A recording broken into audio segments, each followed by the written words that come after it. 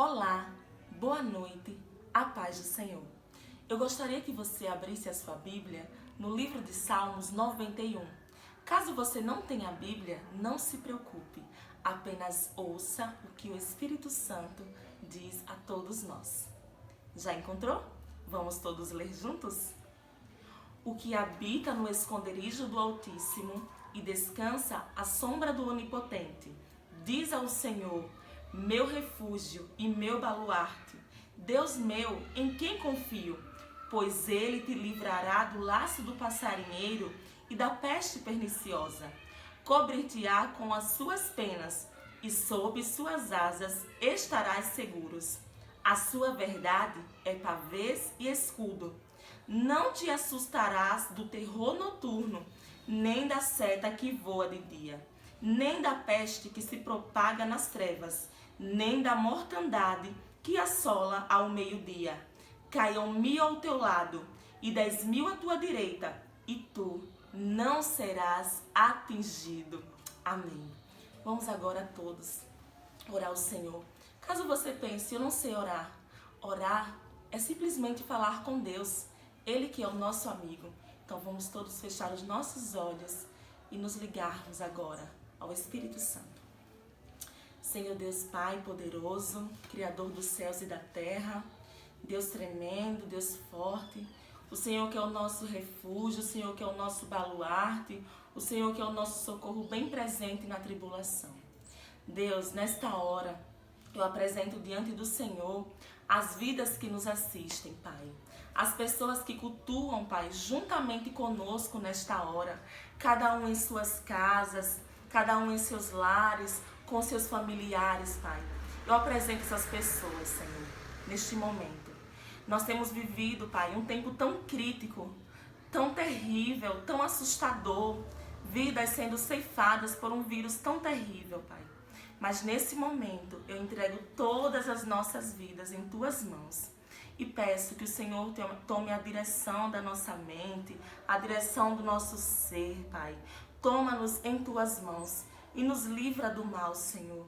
Livra cada pessoa que nos assiste nessa hora. Livra cada familiar desta pessoa que nos assiste nesta hora, Pai.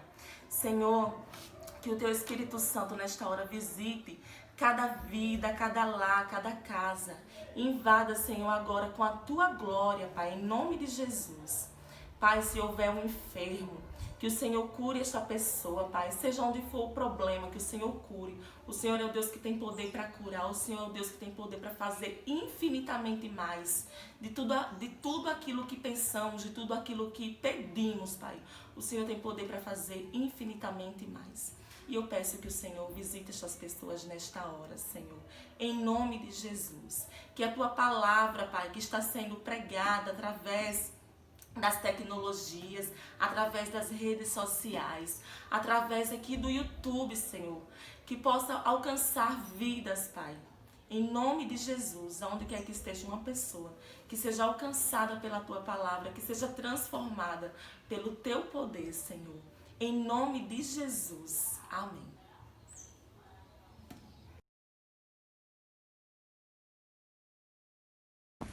A paz do Senhor Jesus a todos os irmãos. Para mim é motivo de muita alegria mais uma vez estar aqui louvando aquele que tem nos sustentado. Então vamos louvar ao nome do Senhor Jesus.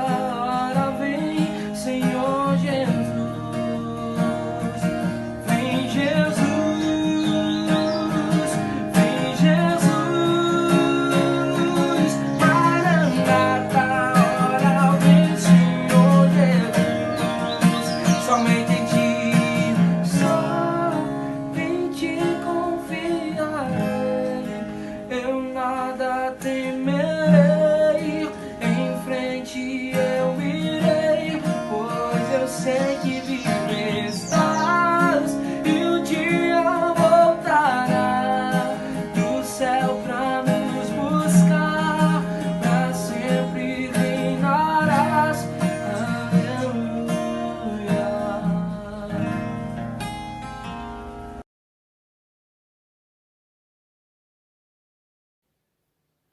Olá pessoal, a paz do Senhor Jesus Cristo a todos. Hoje, para refletirmos sobre a condição humana e a intervenção divina, estaremos meditando na palavra de Deus na carta aos Romanos, o capítulo 3, os versículos 10 ao 24.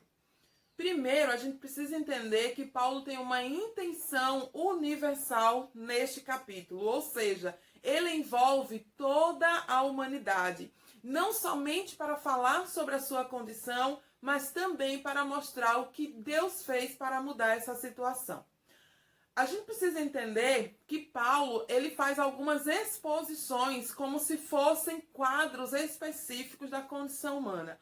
Por exemplo, no primeiro quadro, Paulo expõe a depravação escandalosa dos gentios. Depois, no segundo quadro, ele expõe a hipocrisia dos moralistas daquela época. E no seu terceiro quadro, ele faz uma exposição sobre a arrogância dos judeus, porque eles se gabavam de ter a lei, mas ele as quebrava.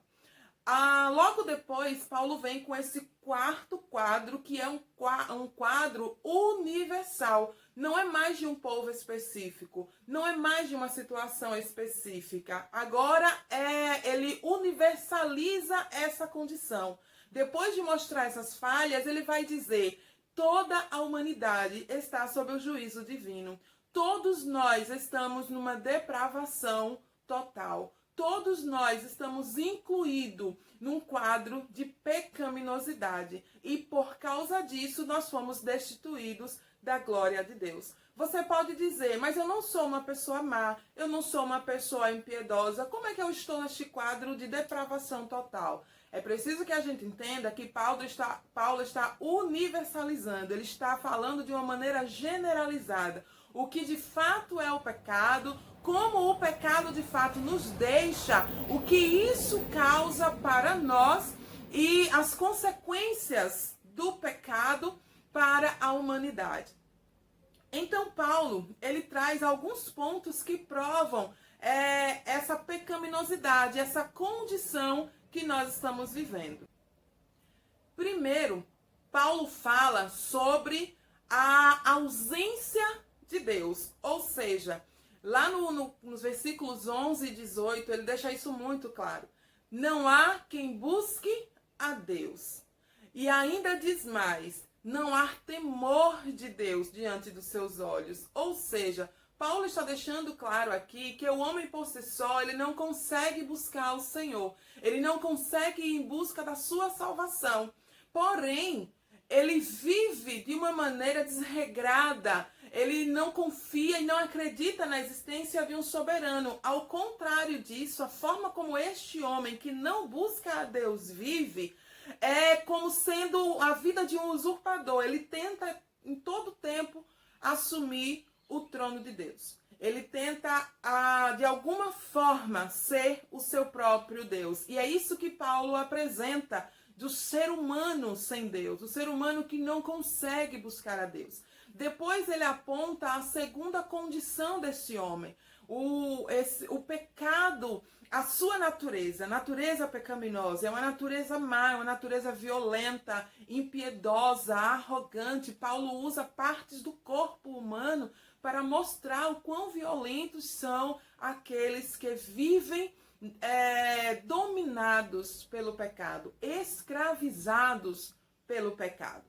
E Paulo ainda mais apresenta a terceira condição, que é uma condição muito elevada, que é a condição da universalidade, ou seja, não é só um, não foi só dois, não foi um grupo específico que pecou, não foi só os judeus ou só os gentios, mas todos pecaram e foram expulsos da glória de Deus. Ou seja, essa condição é de todos nós, todo ser humano após Adão, desde Adão, vive nesse estado de pecaminosidade e necessita de uma graça, necessita de misericórdia. Então Paulo entra com a intervenção divina, glórias ao Senhor. Paulo entra falando que o sacrifício de Jesus nos traz a justificação, porque diante dessa condição de pecaminosidade que nós estamos diante de Deus, nós não somos justificados. Não há um justo sequer, diz a palavra do Senhor. Mas em Cristo Jesus, nós somos justificados por seu sangue. Porém, Paulo deixa claro uma coisa. A justificação por meio de Cristo é somente para aquele que crê. Não é uma justificação que simplesmente foi derramada quando Jesus morreu. Então, vamos entender aqui. Não é assim. Jesus Cristo morreu, o sangue foi derramado e todos já foram justificados e não necessita de mais nada. Não. Paulo deixa claro. Todo aquele que crer no Senhor Jesus, todo aquele que entende esse sacrifício. Observa lá no versículo 24. Ele fala que nós precisamos crer nesse sacrifício. Sim, existe a regeneração, existe a santificação, existe o perdão, mas precisamos crer de fato que Jesus morreu na cruz do Calvário. Precisamos crer de fato que por amor Deus enviou o seu único filho para nos salvar. Precisamos crer de fato que mesmo na morte ele ressuscitou ao terceiro dia e principalmente manter a esperança de que Jesus Cristo vai voltar. E o Senhor Jesus nos chama hoje, amados, a sair dessa condição de depravação total, a sair dessa condição de morte espiritual, de morte moral e passar a ter vida. A palavra ainda diz que o pecado gera a morte, mas o Senhor Jesus tem como dom gratuito a vida eterna para todo aquele que crê. Se você crê em seu coração, confessar com os seus lábios que Jesus morreu e ressuscitou dentre os mortos, você será salvo. Creia no Senhor Jesus Cristo, seja salvo você e a sua casa. Busque ao Senhor enquanto é tempo. Aí você pode lembrar, mas você disse que Paulo deixou claro que o homem por si só não busca a Deus. O Espírito Santo do Senhor que te contempla agora, ele sabe se você tem o desejo de mudar. E ele pode te levar a buscar a redenção, porque é ele quem cria em nós a regeneração que nós precisamos. E ele começa a partir de agora te convencendo de que esta palavra é verdadeira, te convencendo de que de fato nós estamos debaixo do juízo de Deus, que estamos em pecado e que necessitamos da sua redenção para a glória do Senhor. Venha enquanto é tempo. Busque ao Senhor enquanto você pode achar. Invoque-o, porque os seus ouvidos estão inclinados para te ouvir. A sua mão está estendida para te salvar.